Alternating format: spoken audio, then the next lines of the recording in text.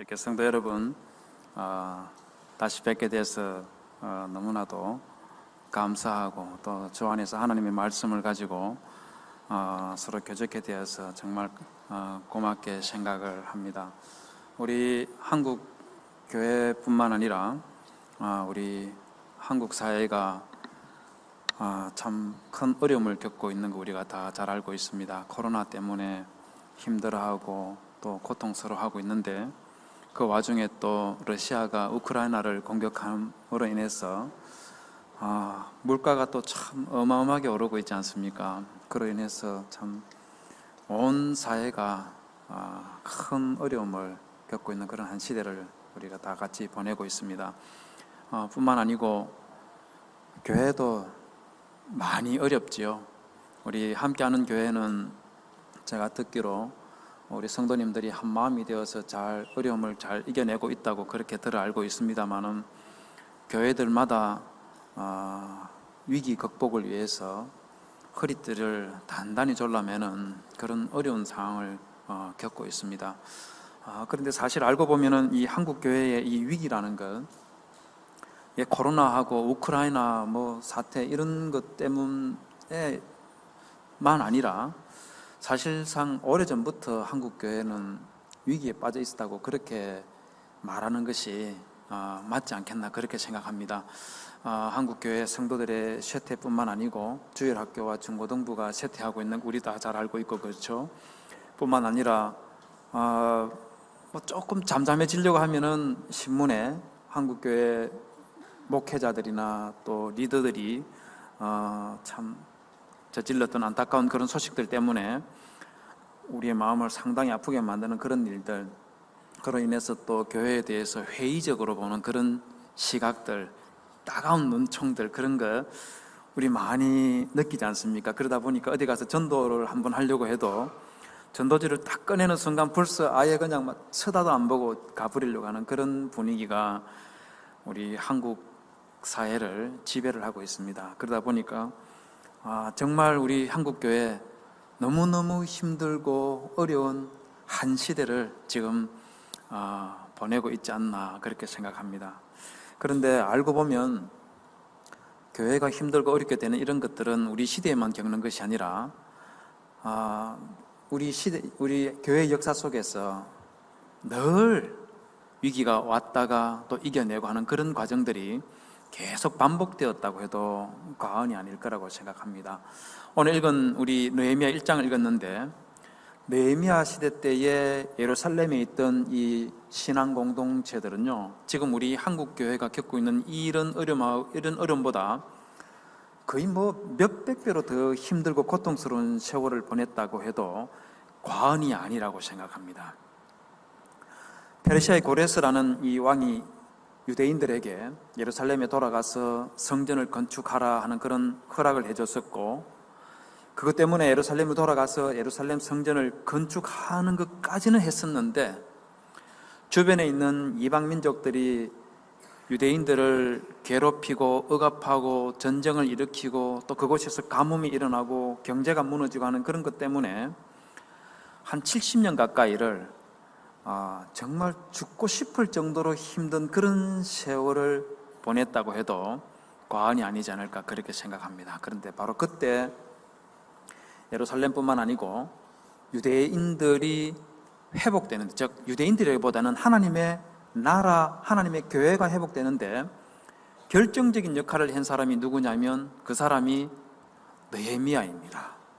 그 느헤미야가 기도한 내용이 오늘 느헤미야 1장에 기록이 되어 있습니다. 제가 알기로 여러분들이 오늘부터 해서 2주 동안 하나님께 기도하는 그런 시간을 저녁마다 가지는 걸로 알고 있는데, 여러분 저는 생각하기에 우리 모두가 우리 시대 한국교회를 바라보면서 또 여러분들이 속해 있는 함께하는 교회를 바라보면서 또 여러분들의 가정과 여러분 개인을 바라보면서 느헤미야처럼 기도하는 그런 모습을 가지면 우리가 회복을 꿈꿀 수 있지 않을까, 저는 그렇게 생각합니다. 여러분 그걸 위해서 우리가 당장 느헤미야 1장에서 몇 가지를 좀 살펴볼 것이 있는데요, 이 느헤미야는 자기 자신뿐만 아니고 하나님의 백성들에 대한 이 정체성이 바른 정체성을 가지고 있었던 그런 사람입니다. 무슨 말이냐면, 성도 여러분, 여러분들은 나 자신에 대해서 나는 어떤 사람이라고 생각합니까? 여러분들은 스스로 생각할 때 나는 어떤 사람일까? 다들 생각해 보셨지 않겠습니까? 그죠? 나는 어떤 사람일까요? 나는 어떤 사람일까요? 여러분, 오늘 읽은 우리 느헤미야 1장 2절과 3절을 보면 이런 표현을 하고 있습니다. 2절 제일 마지막 부분 한번 볼까요? 거기 보면 사로잡힘을 면하고 남아있는 유다와 예루살렘 사람들이라는 표현이 있죠. 그 다음에 3절도 볼까요? 그들이 내게 이르되 사로잡힘을 면하고 남아있는 자들이라는 표현이 있죠. 남아있는 자라는 표현이 두 번 나왔습니다. 여러분, 남아있는 자, 이 남아있는 자라는 이 말에는요, 두 가지 의미 중에서 하나가 담겨 있다고 그렇게 보시면 됩니다. 열왕기하 25장 11절에서 12절을 보면, 자료 화면을 보여줄 수 있을지 모르겠습니다. 여기 보면은 바벨론 하나님께서 유대인들이 지었던 그 죄 때문에 유대 나라를 멸망시키지 않습니까? 그때 바벨론의 느부갓네살 왕을 보내어서 유대인들을 멸망시키고 예루살렘을 함락당하게 그렇게 만드는데, 그때 바벨론의 왕이 예루살렘에 있는 이 왕과 왕족들, 제사장들, 레위인들, 그리고 소위 말하는 중상류층들 있지 않습니까? 이 사람들은 전부 다 바벨론으로 포로로 다 끌고 가버렸습니다. 그리고 예루살렘에 몇몇 사람들을 남겨뒀는데, 그 사람들이 어떤 사람이냐면 11절에 보시면 성중에 남아있는 백성과 바벨론 왕의 항복한 자들과 무리 중 남은 자는 시위대장 느부사라단이 모두 사로잡아 가고, 시위대장이 그 땅에 비천한 자를 남겨두어 포도원을 다스리는 자와 농부가 되게 하였더라. 예루살렘에 어떤 사람을 남겨뒀다고 하고 있습니까? 비천한 자. 우리식으로 말하면은요, 하류 인생. 사회 속에서 그냥 소외된 이런 사람이 아니라 아예 한국 사회 속에서 저 사람은 인간으로서 같이 취급도 안 하는 사람, 이런 사람들만 예루살렘에 남겨두고 다 포로로 끌고 가버렸다는 겁니다. 자, 그러다 보니까 남은 자라는 이 표현 속에는 무슨 의미가 담겨 있을 수가 있냐면은 비천한 자, 하류 인생, 이런 의미가 담겨 있을 수가 있습니다. 자, 그런데 이 남은 자라는 이 말에는 또 어떤 의미가 또 포함될 수가 있느냐면은 이사야 11장 11절에 보면 그날이 언제냐면 하나님께서 하나님의 나라를 회복시키는 그날, 구원의 은혜가 풍성하게 일어나는 그런 하나님의 큰 역사가 있는 그날에 주께서 다시 그의 손을 펴사 그의 남은 백성을 아수르와 애굽과 바드로스와 구스와 엘람과 시날과 하맛과 바다 섬들에서 돌아오게 하실 것이라, 이렇게 말씀하고, 이게 무슨 말이냐면 하나님께서 유다와 이스라엘을 멸망시키고 끝내버리는 것이 아니라 미래에 언젠가 하나님께서 회복을 시킨다는 겁니다. 자, 그런데 그 회복을 시킬 때에 그 회복을 시키기 위해서 하나님께서 하용하시는 이 하나님의 백성들을 두고, 하나님의 종들을 두고 남은 자들이라 이렇게 표현을 했습니다. 자, 그럼 한번 생각해 보시죠. 남은 자 안에는 비천한 사람이라는 의미가 담겨 있을 수도 있고, 또 하나님의 나라를 회복시키는 하나님의 종들이라는 의미, 둘 중에 하나가 담겨 있을 수가 있습니다. 자, 그러면 느헤미야가 말했을 때에는 이 둘 중에서 비천한 자일까요? 아니면 하나님의 나라를 회복시키는 하나님의 종들이라는 의미가 담겨 있을까요? 어느 거겠습니까? 하나님의 나라를 회복시키는 사용될 종들이라는 의미가 담겨 있겠다, 그거죠, 그죠? 우리 함께하는 성도님들의 마음은 정말 천사 같은 분들의 생각이 됩니다. 그런데 말입니다, 보통 일반적으로는 사람들이 있지 않습니까? 사람들이 마음에는 이 힘들고 어려운 일을 겪고 있는 사람들 보면은 동정심을 가지는 그런 경우도 있지만, 그런 사람들 보면은 무시하고 외면하고 깔보는 이런 성향도 함께 작동한다는 거 아십니까? 그런 마음 드는 거 아시죠? 그죠? 여러분, 사덴프로이드라는 그런 용어가 있는데, 미국 하버드대 심리학과 교수 미나 사키라라는 이 교수가 한 말인데요. 다음 장 저기 보시면은 샘통의 심리학이라고 해가지고, 지인이 안 좋은 일을 당했을 때 평소 그에 대해 느꼈던 부러움이 클수록 기쁨에 해당하는 생리적인 반응이 나타난다, 이런 말을 했습니다. 이게 무슨 말이냐면요, 왜 우리 남자분들, 결혼하신 분들 말고 총각인 남자분들 있지 않습니까? 나하고 아주 가까운 친구인데 이 친구가 분수에 넘치게 예쁜 여친이 있는 거예요. 아무리 생각해도 얘가 어떻게 저렇게 잘생긴 이 미모의 자매와 교제를 할까, 이런 생각이 드는 그런 친구가 있어요. 그런데 늘 부러워하고 나는 왜 아니고 쟤는 그럴까, 이런 생각 가지고 있는데, 어느 날 둘이가 헤어졌다, 이 소식 들으면 여러분 그때 안타까운 마음이 들까요? 아니면 속으로 왠지 모르게 기분이 좋을까요? 어떨 것 같아요? 이상하게 기분이 좋습니다. 어느 여집사님이 코 수술을 했는데 예쁘게 잘 됐어요. 그러면 딱 볼 때마다 에이, 다 수술한 거 내 코가 자연산인데 저건 인공이야, 이런 마음 들다가 그 코 수술한 게 부작용이 생겨가지고 비만 오면은 벌거리하게 된다든지, 아니면은 코가 어떻게 건드리기만 하면 삐뚤어진다든지, 이런 것 때문에 막 고민하는 모습을 보면, 근데 왜 내 마음은 기쁨과 즐거움이 가득해지는지 알 수 없는 그런 경험들 다 하셨죠, 그죠? 여러분, 사람 마음이 그렇습니다. 여러분, 우리 알다시피 미국을 세웠던 사람들은 영국에서 메이플라워를 타고 미국으로 건너갔던 청교도들이라는 거 우리 다 잘 알고 있지 않습니까? 여러분, 그때 청교도들이 미국으로 건너갔을 때 그 첫 해, 미국의 1620년 11월 9일에 보스턴 인근에 있는 플리머스라는 곳에 첫 발을 내디뎠었는데요. 그때 메이플라워를 타고 갔던 사람이 102명인데 그 중에서 47명, 절반에 해당되는 47명이 그 겨울에 감기 독감에 걸리고 다 죽어버렸습니다. 다음 장면 한번 보여주시겠습니까? 저게 바로 메이플라워를 타고 플리머스에 도착한 모습인데요. 102명 중에서 47명이 죽었었고, 여자분이 18명이 메이플라워를 타고 미국으로 건너갔었습니다. 여자 18명 중에서 14명이 죽고 딱 4명만 살아남았습니다. 여러분, 어마어마하지 않습니까? 우리는 생각하기에 메이플라워를 타고 갔던 청교도들 신앙 때문에 그래서 미국이 세워졌다는 것은 알고 있는데, 그의 이 청교도들이 얼마나 죽을 고생을 했는지 잘 모르죠. 여러분, 절반이 죽었습니다. 여자 18명 중에서 14명이 죽었다 하면 이 다 죽은 거나 마찬가지 아닙니까?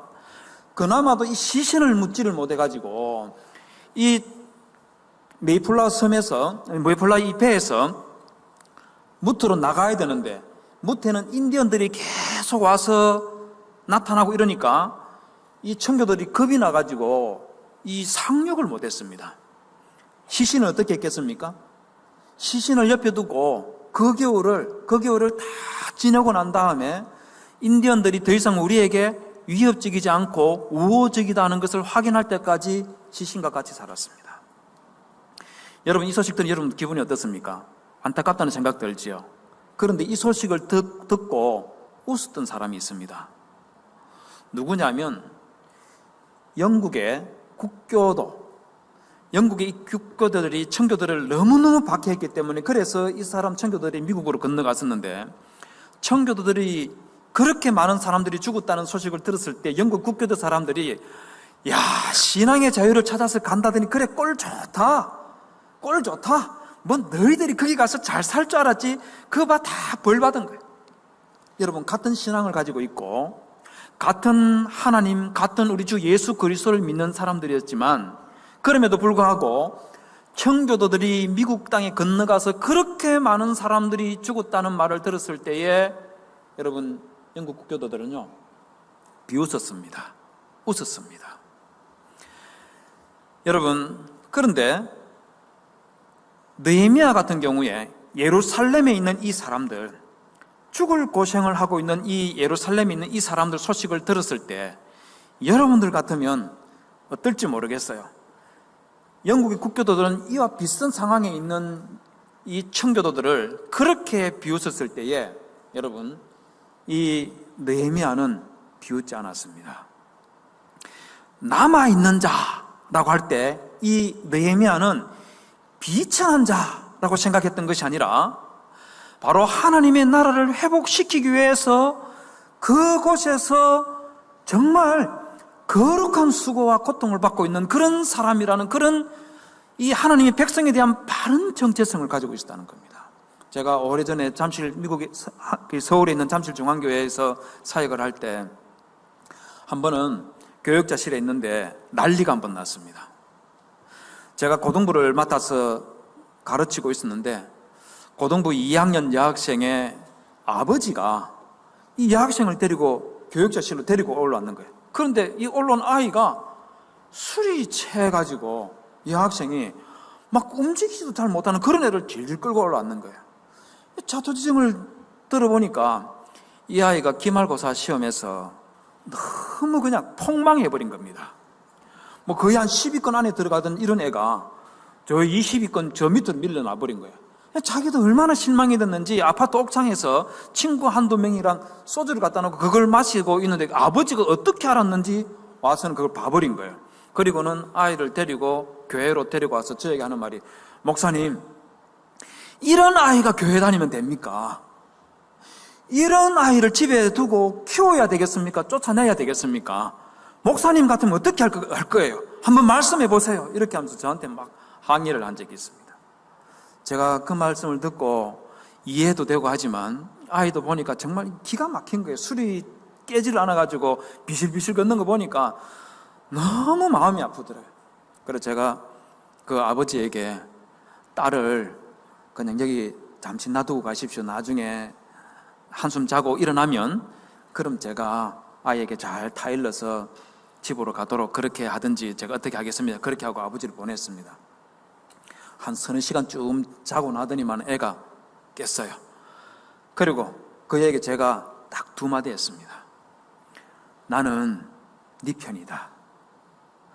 나는 생각하기에 하나님도 네 편이라고 생각한다. 딱 두 마디 했습니다. 여러분, 이 아이가 지금은 박사 학위 받고 미국 유학 갔습니다. 이 아이가 박사 학위까지 받았음에도 불구하고 목사 사모가 되겠다고 목사하고 결혼을 했습니다. 여러분, 저는 생각하기에 우리 기독교인의 이 정체성이라는 것은 저는 이래야 된다고 생각합니다. 비록 어쩌다가 어려움을 겪기도 하고 말입니다. 어쩌다가 실수를 해서 나락으로 떨어지는 그런 경우 있을 수 있는 거 아니겠어요? 여러분, 예루살렘에 있는 사람들이 자기들이 원해서 그렇게 고통과 고난을 받았겠습니까? 그럴 때 많은 사람들이, 어떤 사람들은 어떻게 저런 식으로 살아갈 수가 있어요? 비난하고 비웃고 그럴 때 느헤미야는 그런 생각하지 않았어요. 느헤미야 1장 10절에 보면 이들은 주께서 일찍이 큰 권능과 강한 손으로 구속하신 주의 종들이요 주의 백성이니다 이렇게 말하는 것처럼 예루살렘에 있는 그 남은 자들은 비천한 자가 아니라 하나님의 나라를 회복시키기 위해서 거룩한 수고와 고통을 당하는 그런 사람이다 하는 그런 강한 자기 정체성과 믿음이 있었기 때문에 느헤미야는 하나님 앞에서 사용되는 그런 종으로 세워질 수가 있었던 거예요. 마찬가지로 성도 여러분, 여러분들도 나 자신에 대한 자기 정체성을 바르게 세울 수 있는 그런 성도님들이 되시기를 주님의 이름으로 부탁을 드립니다. 여러분들 가정에 있는 자녀들, 여러분들 가정에 있는 남편과 아내들, 지금 당장은 좀 부족한 것이 보이고 지금 당장은 저 인간 이런 생각이 들지라도 여러분, 그분이 예수 믿는 사람이면 하나님의 백성이라는 그런 믿음과 확신을 가지고 기도할 수 있는 그런 성도님들이 되시기를 주님의 이름으로 부탁을 드립니다. 여러분, 또한 이 느헤미야는요, 자기 정체성만 발랐을 뿐만 아니고 하나님의 나라를 위해서 애통하고 기도할 줄 아는 사람이었습니다. 여러분, 4절에 보면, 느헤미야 1장 4절에 보면 내가 이 말을 듣고 앉아서 울고 수일 동안 슬퍼하며 라고 그렇게 말하고 있습니다. 왜 이렇게 슬퍼했는지 아십니까? 3절에서 말입니다. 느헤미야의 동생과 일행들이 그들이 내게 이르되 사로잡힘을 면하고 남아있는 자들이 그 지방 거기에서 큰 환난을 당하고 능욕을 받으며 예루살렘 성은 허물어지고 성문들은 불탔다 하는지라 하는 이 말을 딱 듣자마자 일으켰던 첫 번째 반응이 뭐냐면 그 자리에 앉아서 울고 수일 동안 슬퍼했다, 그렇게 말하고 있습니다. 여러분 이렇게 말하니까 느헤미야 같은 사람은 당연히 그렇게 해야 되지 않나 이렇게 생각할지 모르겠지만은요, 전혀 그렇지가 않습니다. 왜 그러냐면 지금 예루살렘에 가 있는 이 사람들 말입니다. 이 사람들이 예루살렘 성과 예루살렘 성전 건축하기 위해서 세계 각지에 흩어져 있던 유대인들이 쏟아부었던 이 돈과 에너지가 엄청났습니다. 에스라 2장 64절에서 65절을 보면 그때 돌아갔던 온 회중의 합계가 42,360명이라고 그렇게 말하고 있습니다. 여러분 42,360명이면요 남녀 아이들까지 다 합치면 거의 10만 명이 넘는 숫자가 예루살렘에 돌아갔다고 그렇게 봐야 됩니다. 여러분 10만 명 지금은 뭐 부산 인구가 300만 명이 넘고 이러니까 10만 명 이래도 여러분들 눈에도 안 찰지 모르겠는데, 고대 사회 속에서 10만 명이라는 이 인구가 움직인다는 것은 정말 거대한 인구들이에요. 여러분 이 사람들이 예루살렘에 가면 먹고 살아야 될 거 아닙니까? 그렇게 쏟아부은 돈은 또 얼마겠어요? 무수히 많은 돈을 쏟아부었음에도 불구하고 예루살렘 성문은 불타고 무너지고 허물어지고 이런 말 들으면 여러분 어떨 것 같아요? 동정심이 먼저 생기겠습니까? 비난이 먼저 일어날 것 같습니까? 어떨 것 같습니까? 여러분 비난의 소리가 나올 수밖에 없어요. 왜 그런지 아십니까? 비교를 한번 해볼까요? 만약에 함께하는 교회가 저 필리핀이나 아니면은 캄보디아에 100억을 투자해서 선교지에 교회를 세우고 학교를 세우려고 했는데 10년이 지나도 교회는커녕 학교는 그냥 아무것도 된 게 없고 오히려 돈도 어떻게 됐는지 잘 모르겠더라, 이런 소식이 들려오면 여러분 어떻게 할 것 같습니까? 어떻게 할 것 같아요? 교회 난리 안 나겠습니까? 그렇지 않습니까? 아니 1,000만 원도 아니고 100억을 쏟아부었는데 아무것도 남은 게 없다. 여러분 그러면 그 선교지 포기해야 되는 거 아니에요? 선교지 포기하는 정도로 끝나는 것이 아니라 선교사 잘못 뽑은 당회부터 책임을 지라 해가지고, 이런 말하면 좀 그렇지만 담임 목사님 뭐 했어요? 뭐 이래 나오지 않겠어요? 아니 100억이니까 1,000만 원 같으면 모르겠는데 100억을 그렇게 했으면 책임질 사람 나와야 된다 부터 시작해서 조사위원회 만들자, 난리가 날 겁니다. 난리가 날 거예요. 자, 그런데 그 소식을 듣고 느헤미야 같은 경우는요, 책임자가 누구냐?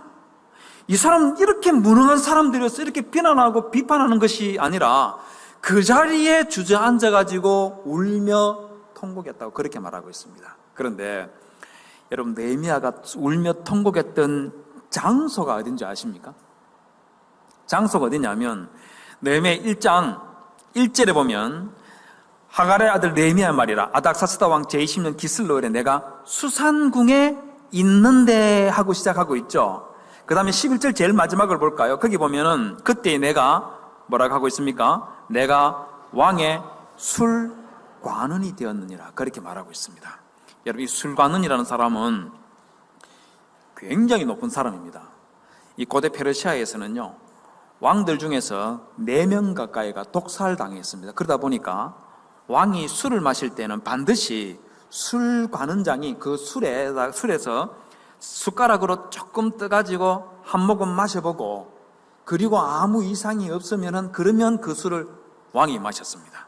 자, 이렇게 말씀드리니까 야, 그러다가 술관원장 그 술 독들은 거 마시고 죽어버리면 그 완전히 뭐 왕을 위해서 죽는 이 거의 뭐랄까요, 이 뭐 그냥 도구에 지나지 않네, 이런 생각을 할 수가 있는데 그게 아니고 굉장히 높은 사람이었습니다.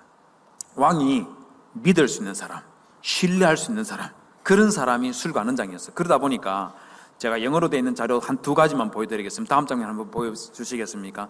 토빗이라는 책이 있는데 거기에 보면은요, 이 술관원장, 이런 사람은 어떤 사람이냐면 왕이 술을 마셨을 때에 술이 좀 취하면은 좀 왔다 갔다 하지 않습니까? 그때 이 뭐 사인하고 그래야 될 거 아니겠어요? 이럴 때 잘 못할 수 있으니까 그걸 대신하는 사람이 누구였다고 말하냐면은 술관원장이라고 그렇게 말하고 있습니다.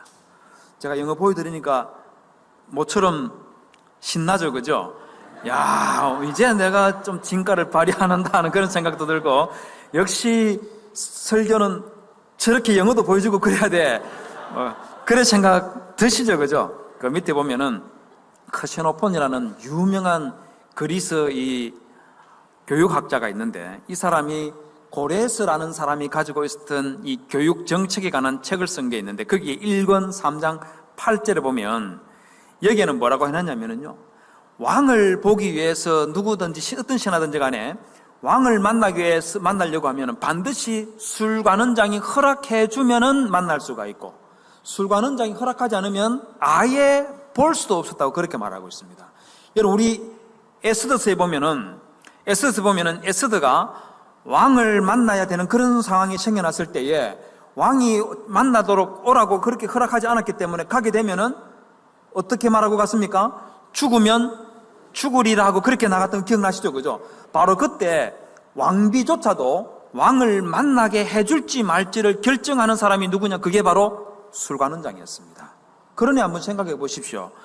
굉장히 높은 사람이었지 않습니까? 왕이 절대적으로 신뢰하고 믿는 사람이 그 사람이 술관원장이었습니다. 그런데 이 술관원장이었던 이 느헤미야가 통곡하며 울었던 장소가 1절에 보면 수산궁이었다고 그렇게 말하고 있습니다. 여러분, 수산궁, 페르시아 왕이 살고 있는 수산궁, 어마어마한 곳들입니다. 다음 장면 한번 보여주시겠습니까? 저기 보면 페르시아에 있는 페르세폴리스라는 이 페르시아의 궁전 유적을 여러분들이 볼 수가 있습니다. 다음 장 한번 넘겨봐 주시겠습니까? 바로 저게 페르시아 시대 때의 왕이 머물던 궁전입니다.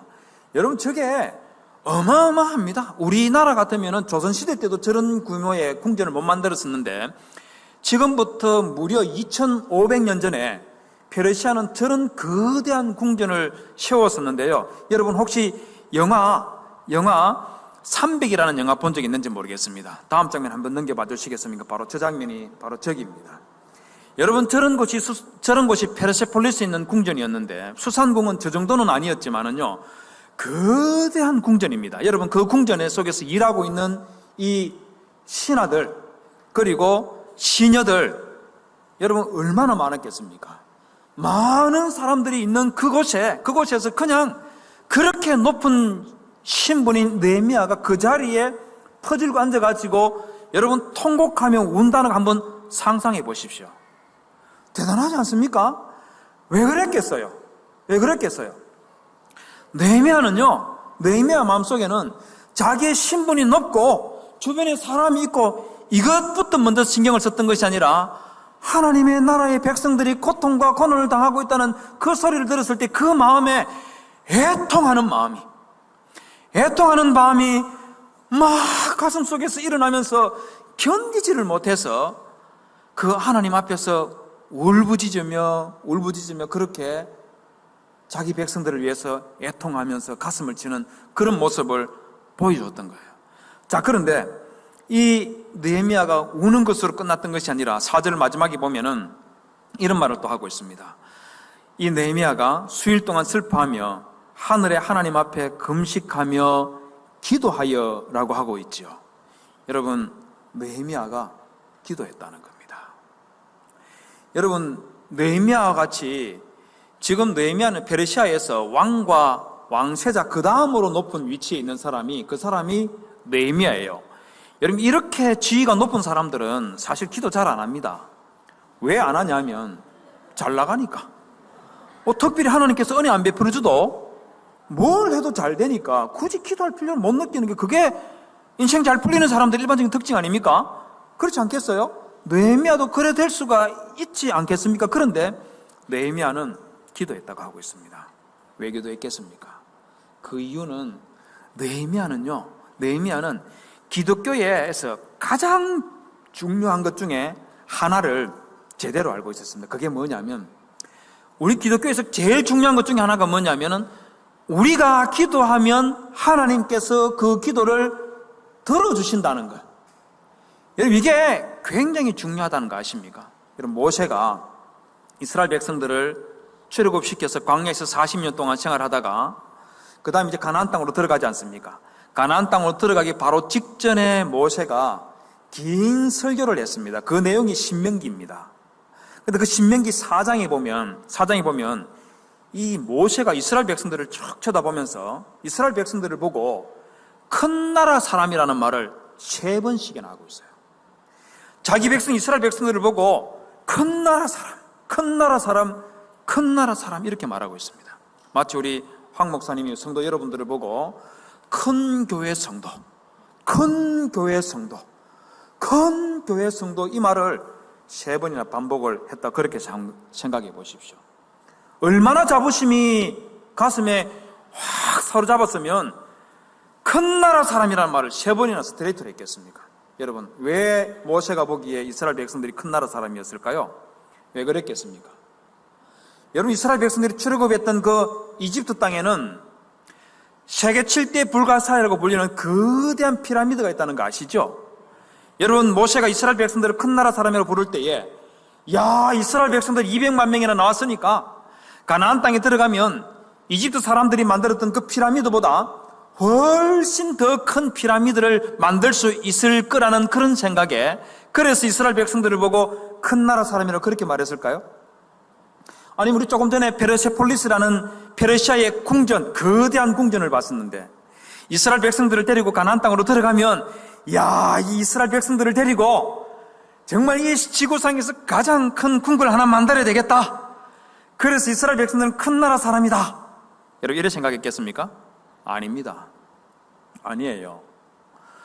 모세가 이스라엘 백성들을 큰 나라 사람이라고 했던 이유는 2가지 이유가 있습니다. 여러분, 8절을 한번 볼까요? 신명기 4장 8절에 보면 큰 나라 사람이라는 말 하기 앞서가지고 뭐라고 하고 있습니까? 오늘 내가 너희에게 선포하는 이 율법과 같이 그 규례와 법도가 공의로운 큰 나라가 어디 있느냐? 뭔 말이냐면 하나님께서 주신 이 성경책, 이 성경책을 너희들이 가지고 있으니까 너희들은 큰 나라 사람이라, 그 말인 겁니다. 그렇기 때문에 성도 여러분, 여러분들이 이 하나님의 말씀을 가지고 있고 하나님의 말씀을 배울 수가 있고 하나님의 말씀을 읽을 수 있다는 것, 이것 자체만 해도 여러분들은 큰 나라 백성이라는 그런 자부심을 가지고 있어야 돼요. 여러분, 그런데 모세는 여기에다가 한 줄 더 떠서 7절에서 뭐라고 말하느냐면, 우리 하나님 여호와께서 우리가 그에게 기도할 때마다 우리에게 가까이 하심과 같이 그 신이 가까이 함을 얻은 큰 나라가 어디 있느냐, 이렇게 말했습니다. 무슨 말인지 아시겠어요? 이방 민족들이 믿는 신이라는 것들은 사람이 만든 나무로 깎아 만들고 돌로 다듬어서 만들었던 그런 듣지도 못하고 보지도 못하고 말도 못하는 인간이 만드는 그런 조각에 지나지 않지만, 우리가 믿는 하나님은 우리가 기도할 때마다 저 하늘 저 멀리에서 그냥 멀뚱멀뚱 쳐다만 보고 계시고, 내 백성들이 기도하고 있네, 그래 열심히 기도해라, 그리고 끝내는 것이 아니라 바로 우리 가까이 와서 우리의 기도를 들으시는 그런 하나님은 여호와 하나님 한 분밖에 안 계시는데, 그 하나님을 믿는 이스라엘 백성들은 큰 나라 사람이라는 겁니다. 여러분들이 바로 큰 나라 사람인 거예요.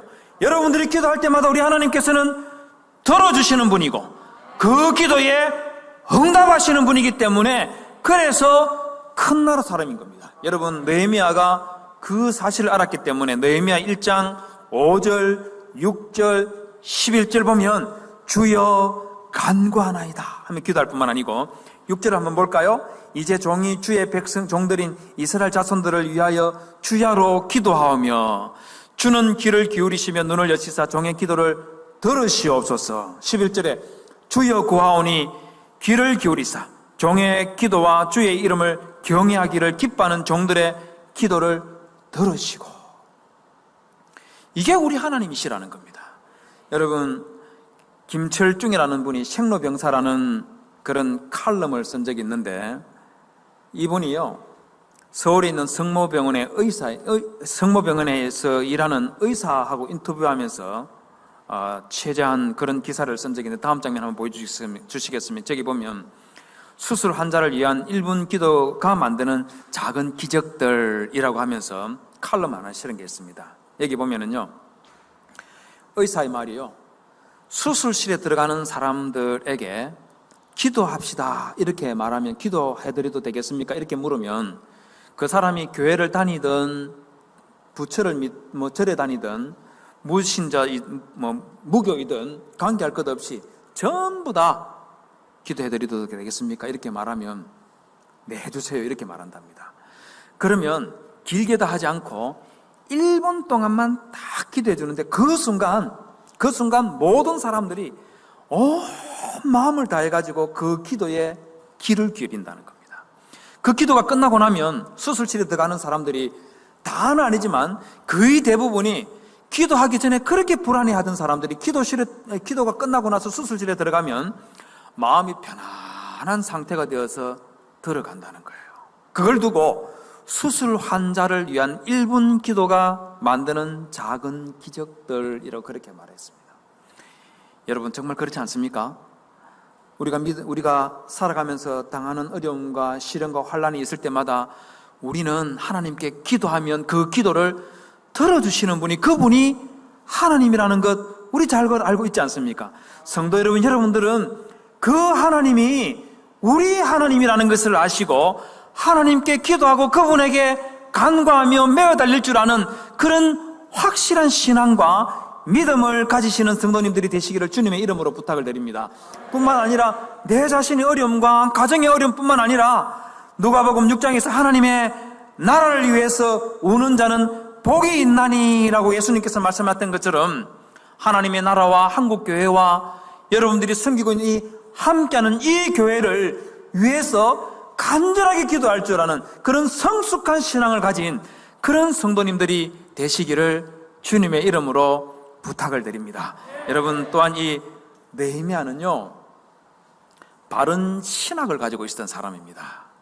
이게 무슨 말이냐면, 신학 이렇게 말하면 여러분들 당장 반응이 우리는 설교는 좋아하고 신학은 별로 안 좋아하는데 너무 지겹고 따분한데 이렇게 생각하실지 모르겠는데, 그런 말이 아니고, 여러분, 신학이라는 말은 내가 하나님에 대해서 바른 지식을 알고 있다는 것과 같은 말이라고 생각하시면 됩니다. 느헤미야 1장에 보면 4절에 보면요, 느헤미야가 기도할 때 뭐라고 말하냐, 다음 화면 한번 보여주시겠습니까? 저기 보면 이런 말을 하고 있습니다. 내가 이 말을 듣고 앉아서 울고 수일 동안 슬퍼하며 하나님께 금식을 하는데, 그 하나님을 어떤 하나님이라고 말하고 있냐면 하늘의 하나님이라고 그렇게 기록을 하고 있습니다. 5절에도 보면 하나님을 두고 뭐라고 말했냐면 하늘의 하나님이라고 이렇게 말하고 있어요. 이게 굉장히 중요한 포인트입니다. 이 말은 무슨 말이냐면, 느헤미야가 하나님을 하늘과 땅을 만드셨을 뿐만 아니고 지금도 역사 가운데서 인류를 통치하시고 지배하시는 그 왕이신 하나님으로 고백하는 거예요. 여러분, 고대 메소포타미아 사람들은요, 이 자기들이 믿는 신을 정말 지저분하고 좀 뭐랄까 입에 담을 수 없을 정도로 참 사악하게 그렇게 자기 신들을 믿는 그런 경향성이 있었습니다. 함무라비 법전이라는 유명한 고대 메소포타미아 법전인데, 그 법전 후기에 보면 이시타라는 여신을 두고 노래하는 내용이 있어요. 다음 장면 한번 보여주시겠습니까? 저기 보면 이렇게 시작합니다. Harlot, you go down to the ale house. 이게 뭔 말인지 아시겠어요? 이게 뭔 말이냐면, harlot이라는 이 말은 뭐냐, 창녀라는 말입니다. 자기의 여신 이난나를 두고 창녀여, 술집으로 내려가소서. 창녀여, 이난나여, 당신은 창문 밖에서 고개를 내밀고 있으면서 남자들을 유혹하소서. 이게 찬송이에요. 이게 찬송이라고 말하니까 안 이상합니까? 이 사람들이 미쳤나 이런 생각 들지 않나요? 여러분, 바로 옆에 보이는 저게 이난나 여신입니다. 한번 보세요. 어떤 모습입니까?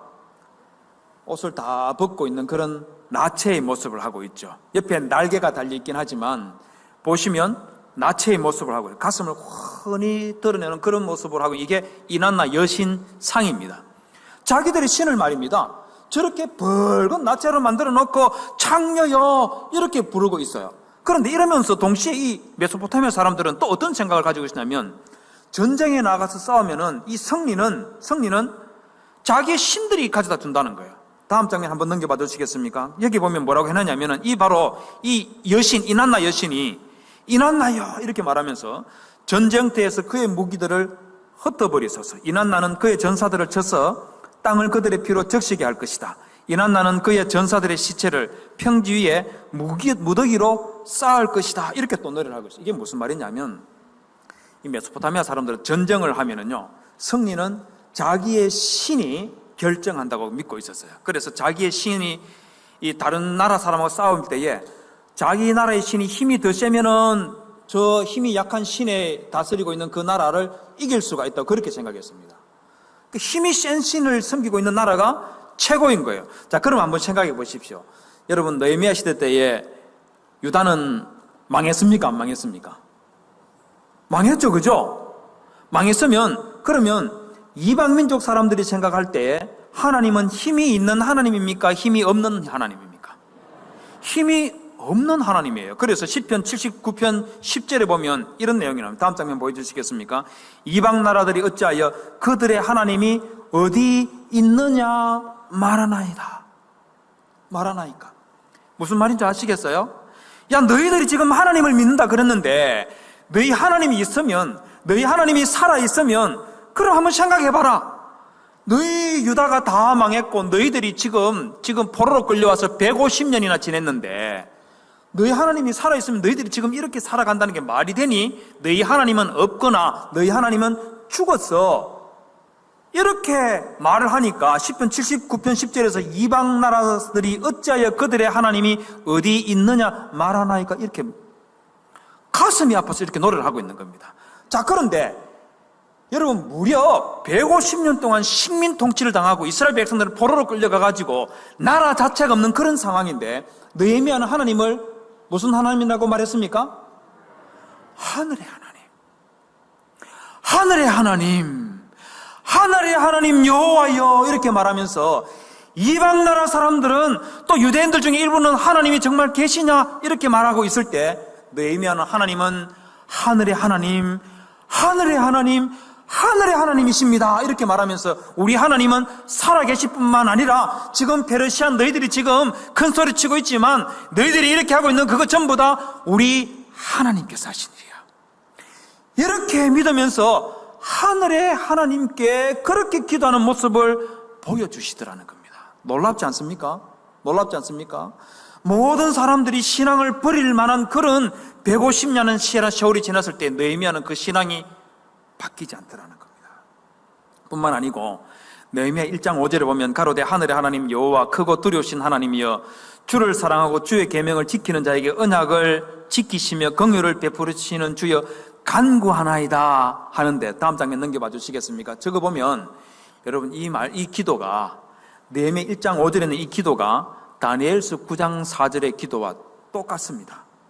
똑같아요. 한글은 보면 좀 다르게 번역이 되어 있는데 다음 장면 한번 보여주시겠어요? 히브리어로 되어 있는, 죄송합니다. 다 깨져버렸네요. 정말 죄송합니다. 히브리어 폰트가 깨져버렸는데 히브리어로 되어 있는 느헤미야 1장 5절하고 다니엘 9장하고 비교를 해보면 기도 내용이 똑같습니다. 똑같아요. 왜 똑같을까요? 왜 똑같을까요? 신기하다는 생각 들지 않습니까? 여러분, 다니엘서 9장 1절에 보면 다니엘이 기도할 때가 언제라고 말하고 있냐면 메대 족속 아수르의 아들 다리오가 갈대아 나라 왕으로 시험을 받던 첫 해라고 그렇게 나오고 있는, 다음 장면 보여주시겠습니까? 첫 해라고 나오고 있는데 이 말이 무슨 말이냐면요, 지금 다니엘이 기도할 때 아수르의 아들은 누구냐면 아닥사스다와 지금 느헤미야가 술관원장으로 섬기고 있는 그 아닥사스다와 똑같은 사람입니다. 그 똑같은 사람 때에 다니엘이 기도를 하고 있는데 그 기도의 내용이, 다니엘의 기도하는 내용이 느헤미야 1장 5절과 똑같이 생겼다는 거예요. 이유가 뭐겠습니까? 이유가 뭐겠어요? 여러분, 이 다니엘은 정말 신비로운 면이 있습니다. 왜 신비로운 면이 있냐면요, 다니엘 1장 1절에 보면 이 다니엘이 포로로 끌려갈 때가 언제라고 말하고 있냐면 유다왕 요야김이 다스린 지 3년이 되는 해라고 그렇게 말을 했는데, 다니엘 9장 1절에서 기도할 때 이때는 아수에르 아들 다리오가 갈대아 나라 왕으로 시험 받던 첫 해라고 했으니까 아닥사스다 왕 1년이란 그 말입니다. 이때 지나간 세월이 얼마가 되느냐면요, 무려 135년이 지나갔습니다. 다니엘이 포로로 끌려갈 때에 소년이었기 때문에 한 15살이쯤 되었을 거예요. 그러면 지금 다니엘이 9장에서 기도할 때 다니엘의 나이가 최소한 150살은 됐을 겁니다. 놀랍지 않습니까? 이렇게 오래 살았던 인물로 묘사가 되고 있다 보니까 이 페르시아 지역에 있던 그 지역 사람들은요, 이 다니엘을 특별한 존재로 생각을 했습니다. 그러다 보니까 지금도 이 수산궁이 있는 그 자리에 가면은 다니엘의 무덤이 남아 있습니다. 다음 장면 한번 보여주시겠습니까? 저기 보시면 저 꽃갈 무늬 모양하고 있는 저곳이 바로 다니엘의 무덤이 있는 장소예요. 저 안에 들어가면, 다음 장면 한번 넘겨봐 주십시오. 안에 들어가면 저게 바로 다니엘의 유해, 그러니까 뼈가, 유골이 들어가 있는 관입니다. 지금도 페르시아에 있는 그 이슬람 교도들이 저기에 가서 기도를 하고 있습니다. 여기서 기도하면은 신비로운 일이 일어난다는 그런 이 전설 따라 삼천리 같은 그런 내용이 지금까지 전해져 있다 보니까 저기 가서 기도하는 사람이 굉장히 많이 있습니다. 자, 그런데 무려 이 150년 동안 살았던 이 신비로운 인물 다니엘의 기도와 그리고 느헤미야 1장 5절의 기도의 내용이 같다는 거예요. 왜 같을까요? 왜 같을까요? 동시대에 살았기 때문에 그럴까요? 아닙니다. 그게 아니고 동시대에 살았기 때문에 그런 것이 아니라 두 사람 다, 느헤미야와 다니엘이 두 사람 다 신명기 7장 8절에서 9절에 있는 이 말씀에 근거해가지고 기도하고 있다 보니까, 같은 신앙과 같은 신학을 가지고 있다 보니까 그래서 같은 기도가 나오는 겁니다. 신명기 7장 9절에 보면 그를 사랑하고 그의 계명을 지키는 자에게는 천대까지 그의 언약을 이행하시며 라고 했던 이 말씀, 이 말씀에 근거해서 기도를 하고 있는 거예요. 자, 그런데 하나님께서는 언약을 이행한다 이렇게 말할 때 신명기 7장에서 말하고 있는 이 하나님께서는 자기에게 맹세하셨던 것을, 그 언약을 지킨다고 말할 때 그 하나님의 맹세를 지키는 하나님, 느헤미야가 믿고 있는 그 하나님은 어떤 모습이냐면 창세기 15장에서 하나님께서 아브라함에게 언약을 체결하면서 맹세하셨던 그 하나님을 두고 이와 같은 신앙 고백을 하고 있는 거예요. 여러분, 창세기 15장에 보면 하나님께서 아브라함에게 3년 된 암소하고 암염소, 순양, 산비둘기, 집비둘기를 가져와서 이것들을 가지고 중간을 쪼개어서 마주 대하게 해놓으라고 그렇게 말씀하고 있는 내용이 나오고 있습니다. 다음 장면 보여주시겠습니까? 저기 보시면 15장에 그와 같은 내용들이 나오고 있습니다. 저게 뭐 하는 거냐면 하나님께서 아브라함과 언약을 체결하는 거예요. 자, 그런데 그 언약을 체결하고 있는 모습을 그림으로 그려놓은 것을 여러분들이 저기에서 보고 있습니다. 저게 바로 지금 보시면 땅바닥에는 짐승을 쪼개가지고 양옆으로 이렇게 갈라놓은 거 보이죠, 그죠? 피가 막 낭자하게 흐르는 그런 모습도 보이죠, 그죠? 그 사이에 두 분이 그 사이에 서 있습니다. 눈에 보입니까? 자, 저 중에서 한 사람은 아브라함이고 한 분은 하나님이세요. 어느 사람이 아브라함인 것 같습니까? 잘 모르겠습니까? 알 수 있어요. 누가 아브라함이냐면 얼굴이 보이는 사람은 아브라함, 뒷모습만 보이는 분은 누구라고 생각하고 그려놨겠습니까? 하나님이라고 그렇게 저기 그려놓은 거예요. 자, 그럼 저 그림 틀렸습니다. 저 그림 틀렸어요. 뭐가 틀렸냐면요, 여러분, 우리 성경 창세기 15장 17절에 보면 저 쪼갠 고기 사이로 누가 지나갔다고 말했는지 거기 딱 기록해 놨습니다. 7절에 보면 해가 져서 어두울 때에 연기 나는 화로가 보이며 타는 횃불이 쪼갠 고기 사이로 지나더라. 뭐가 지나갔다고요? 타는 횃불이 쪼갠 고기 사이로 지나갔다 했죠, 그죠? 저기 타는 횃불이 누구일까요? 하나님이신 거예요. 하나님께서 쪼갠 고기 사이로 지나갔다는 말의 의미가 뭔지 아십니까? 이게 무슨 말이냐면 하나님께서 아브라함에게 400년 후에 가나안 땅을 네 후손에게 줄게, 만약에 이 약속 안 지키면 지금 고기 짐승을 양쪽으로 쪼개서 눕혀놨는데 짐승 시체가 있는데 이 사이로 지나가시면서 하나님께서 뭐라고 말씀하시는 거냐면 내가 너에게 한 이 약속 지키지 않으면 내가 이 짐승처럼 될게. 무슨 말이겠어요? 하나님께서 내가 너에게 한 이 약속 안 지키면 내가 죽을게, 이 말과 같은 말이에요. 여러분, 하나님께서는 죽을 수 있는 분입니까? 없는 분입니까? 하나님은 죽을 수가 없어요.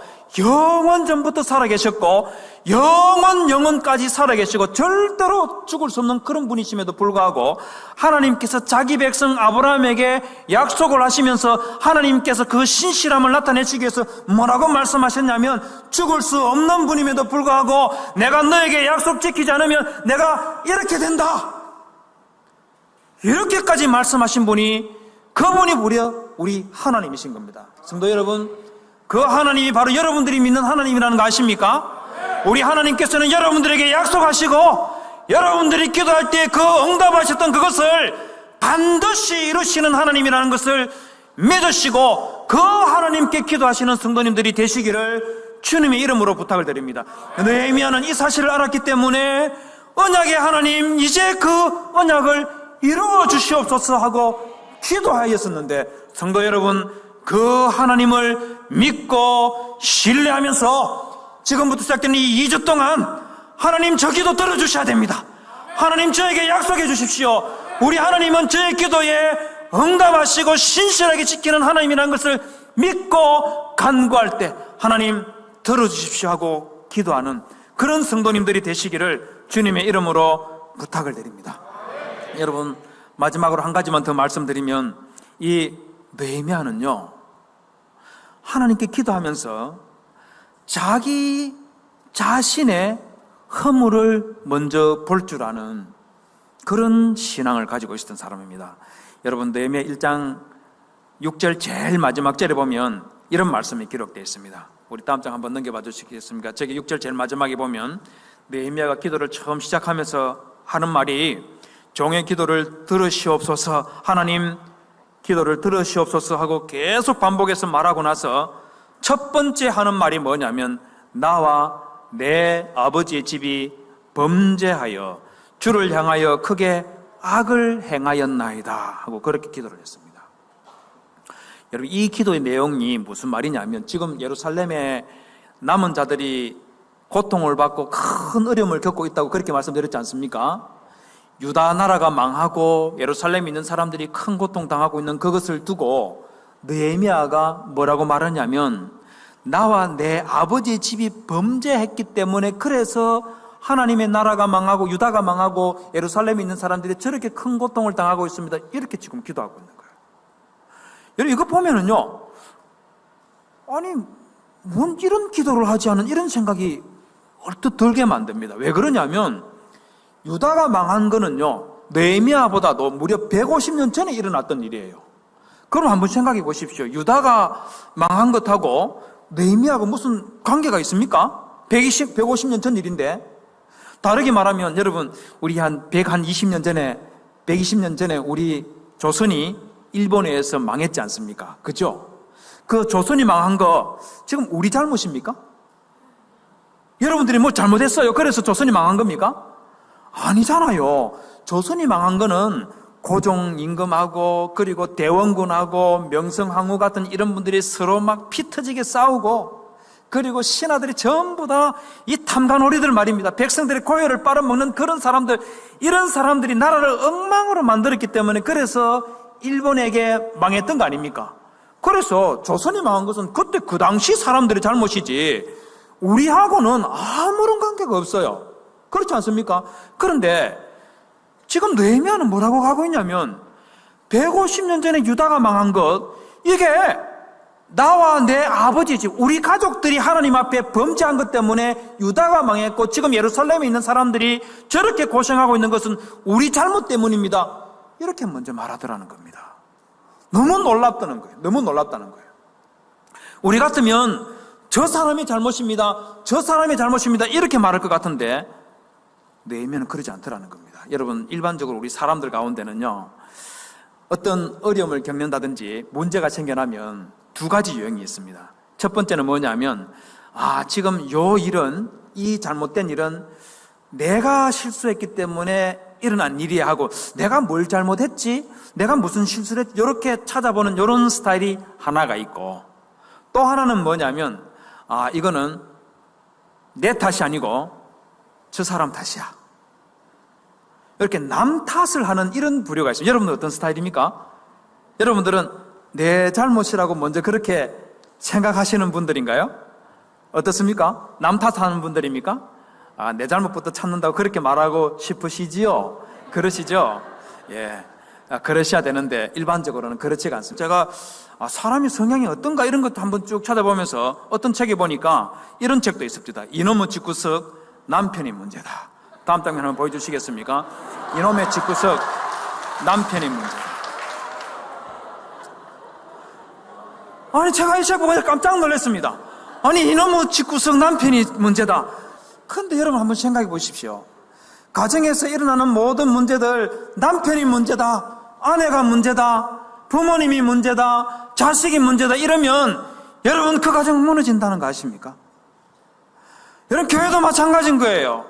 교회가 힘들고 어려울 때 이 교회의 문제, 장로님이 문제다, 권사님이 문제다, 목사님이 문제다.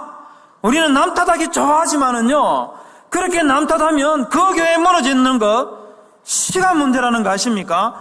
그런데 여러분 느헤미야는요, 저 예루살렘에 고통받고 어려움을 겪고 있는 그 사람들을 바라보면서 이 모든 문제는 너희들이 잘못한 거야.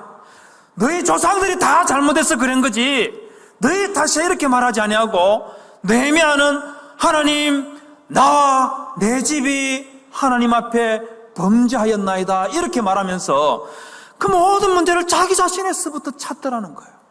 성도 여러분, 여러분들도 이런 신앙 좀 가지시기를 주님의 이름으로 부탁드립니다. 가정이 힘들고 어려울 때에 남편 탓하기에 앞서 내가 문제구나, 아내 탓하기에 앞서가지고 내가 문제구나, 부모 탓하기에 앞서가지고 내 문제구나 이렇게 먼저 생각할 줄 아는 그런 성숙한 신앙을 가지신 성도님들이 되시기를 주님의 이름으로 부탁을 드립니다. 이제 여러분 기도를 시작하면서 하나님 아버지, 우리 교회, 우리 가정, 저의 문제, 하나님 제가 이렇게 하나님 앞에 부족한 것이 많았기 때문에 저와 저의 가정이, 제가 속해 있는 이 교회와 직장이 어려움을 겪었습니다. 하나님 저 좀 살려주십시오.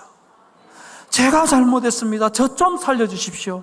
하나님 저 살려주세요. 이렇게 기도하면서 하나님 앞에 간절히 매어달리는 그런 기도의 시간 충만하게 가지시는 그런 복된 성도님, 성숙한 성도님들이 되시기를 주님의 이름으로 부탁을 드립니다.